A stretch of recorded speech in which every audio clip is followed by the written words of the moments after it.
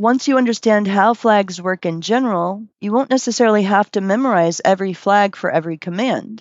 Instead, you'll understand the pattern and be able to read documentation and figure out any flag for any command a lot easier. This is the difference between memorizing facts versus understanding a system, and this can help you become more efficient and confident with any Linux command. Now, it's not always just me who's going to be talking about this to you. So you might hear the term flags, like I've been saying, but you also might hear the term options and you might hear the term switches. And all of these are often used interchangeably. They mean the same thing, which are modifiers that change how a command behaves. You can see the basic structure of a Linux command here on the screen. In this example case, ls is the command, la are the combined options, the flags, and home candy is the argument, what to operate on. Options modify the command's behavior. Without la, ls just shows a simple listing. With -l, it shows detailed information. With -a, it includes the hidden files. The command is the same, but the options change what it does. So we have short options. Short options use a single dash followed by a single letter.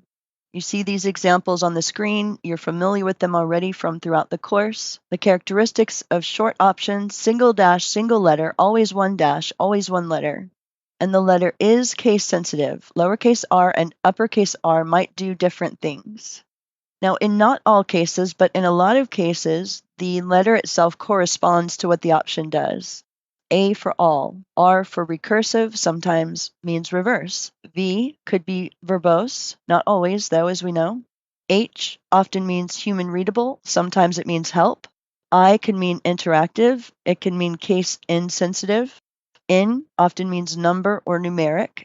And F often means force, but sometimes we know it means follow. So because there's these differences, you don't want to rely on this too heavily, but it can help in contextual situations. But different commands may use the same letter for different purposes, so you always want to check the context, the documentation, and so on. And one of the great advantages of short options is that you can combine them. We're already familiar with that. We already know that the order doesn't usually matter. So this can make things a lot faster and easier for us. Some options require a value. For example, if you put head-in, you have to put how many lines you're saying. So 20 is a value for the -in option. You can write it without a space as well, as you see in this example. So when you're combining options that need values, be careful about your placement. Long options use 2 dashes followed by a full word. You can see these examples on the screen. The characteristics of your long options are your double dash, always 2 dashes, full word, followed by a descriptive word, sometimes hyphenated. They're more self-documenting. Long options can tell you exactly what they do, like recursive. Double dash recursive is a lot clearer than -r. Double dash ignore case, notice that's a hyphenated one, is clearer than -i. So you don't have to wonder when you're using the long option if it means interactive or ignore case, because you can tell because it says it. But -i you don't know unless you understand the context. Another difference between short and long options is that long options cannot be combined the way that short options can. Each long option requires its own double dash, so you have to put a space between them. You can't just tie them together. And if a long option requires a value, it typically uses an equals sign. Sometimes it uses a space, and the documentation can show you which format a command prefers. And you learned early in the course how to get to that documentation. So to decide when to use which, when you're just typing in the terminal, short options are faster to type, and when you're working interactively, it's a lot faster to combine LAH than to type double dash long space double dash all space double dash human readable. Much faster. When you're familiar with the command's options, short versions become second nature.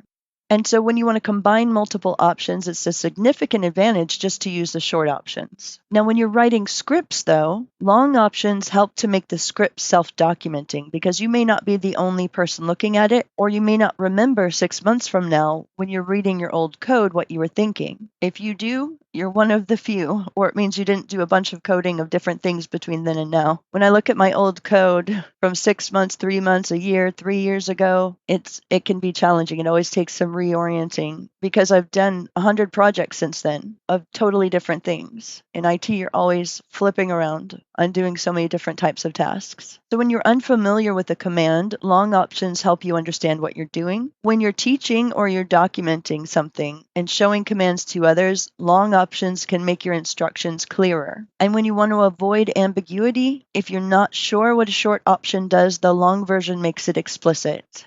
You have a few ways to find and discover what an options a command supports. You've got the help flag. You've already learned about that. You've got the man pages that you've learned about. And again, I have to say, grr, you should have been able to practice them in the Udemy lab, but maybe they'll make that change. It's all very new still to have these Linux labs. You can search within those. Once you know common conventions, you can often guess and verify with help or man.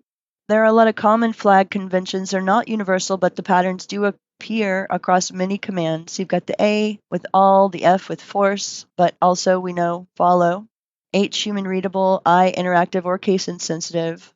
L for long format or list or line. N is more simple, number, numeric. R for recursive or reverse. So like your sort R is reverse, whereas your CPR is recursive. The uppercase R, recursive, lowercase v, verbose, but it can also mean exclude, as we know. Lowercase q can mean quiet, or it can mean quit. But that's typical. Quit isn't a flag per se. That's a command. So when we're just talking about the dash q, quiet. So always check the documentation about lowercase r versus uppercase r to find out what's supported. And the same letter, as we know, might mean different things for different commands. Some options need additional information, like a value or an argument, as we've talked about already. See the examples of short options with arguments here on the screen. And the argument can be separated by a space or attached directly, as you can see. We've talked about that. The long options using the equal sign often, sometimes also accepting a space. You'll see patterns in documentation like you see on the screen here. The capitalized word shows what type of argument is expected.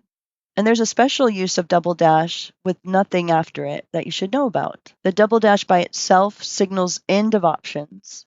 Everything is treated as an argument, not an option. So you can name files starting with a dash. Take a look at these examples. Here, without the double dash, grep would interpret the lowercase v flag as the invert match option. When you look at man pages or help output, you'll see command syntax like what you see on the screen. You want to understand this notation. Brackets mean optional. Caps indicate a placeholder. You provide the actual value. The triple dot means one or more, and no brackets means required. You can take a look at these examples on the screen. And let's look at some commands and their options. We've got ls, which has the -l, -la, -lah, and then the long form, -l, human readable, -l. You've got mixed, short, and long. There. You see the various grep options, in case insensitive with line numbers, long file, long options being used, you can see. The context option here, recursive with line numbers, we've gone over all of these.